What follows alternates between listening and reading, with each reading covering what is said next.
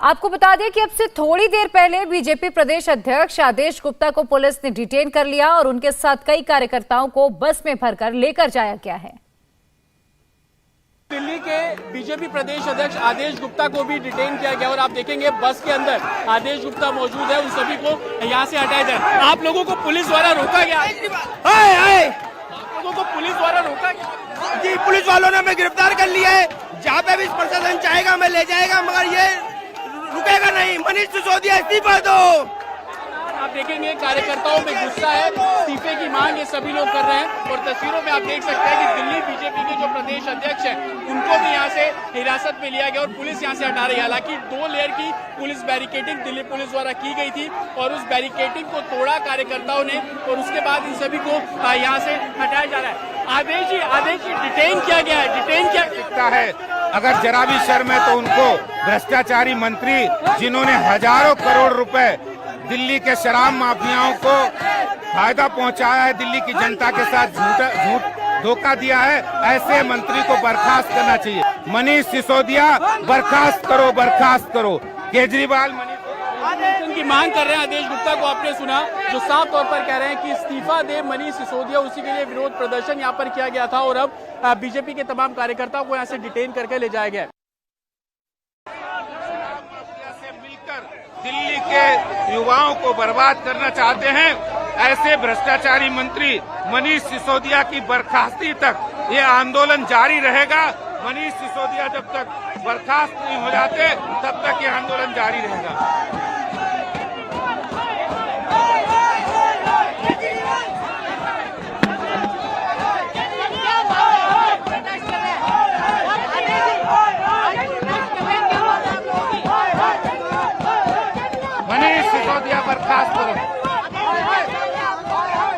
मनीष सिसोदिया की बर्खास्तगी को लेकर जो शराब माफिया से मिलकर उन्होंने हजारों करोड़ रुपए का घोटाला किया है, अरविंद केजरीवाल की नाक के नीचे हजारों करोड़ रुपए उन्होंने शराब माफिया को फायदा पहुंचाया है।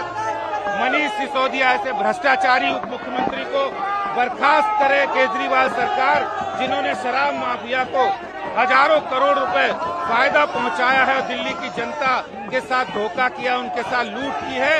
ऐसे भ्रष्टाचारी मंत्री को बर्खास्त करना चाहिए। उन्होंने शराब की नई नीति लागू करके दिल्ली को बर्बाद करके गली मोहल्ले के नुक्कड़ों पर शराब के नए ठेके खोले हैं। इसके खिलाफ ये आंदोलन है और मनीष सिसोदिया की बर्खास्तगी तक ये आंदोलन जारी रहेगा। तो बीजेपी का आज दिल्ली की सड़कों पर हल्ला बोला आपने देखा। बीजेपी की ओर से लगातार ये कहा जा रहा है कि जो शराब माफिया उन्हें फायदा पहुंचाया गया हजारों करोड़ रुपए का, इसमें मनीष सिसोदिया की भी मिली भगत है। सीधा रुख कर लेते हैं, हमारे सहयोगी जतिन ग्राउंड जीरो से मौजूद हैं। जतिन, अब इस पूरे मामले को लेकर आम आदमी party versus Bharatiya Janata party की छिड़ गई है। एक तरफ आम आदमी पार्टी कह रही है कि बीजेपी झूठे आंकड़े पेश कर रही है, 1800 करोड़ का जबकि फायदा हुआ है, नुकसान नहीं हुआ है। और इधर बीजेपी का आरोप यह है कि भारी नुकसान झेलना पड़ा है और कुछ खास माफियाओं को, कुछ खास लोगों को फायदा पहुंचाया गया है इस नई नीति के तहत। आज बिल्कुल, और यही सवाल हमने दिल्ली बीजेपी के प्रदेश अध्यक्ष आदेश गुप्ता से भी पूछा तो उनका साफ तौर पर कहना था कि चीफ सेक्रेटरी की जो रिपोर्ट है उसको आप नहीं नकार सकते।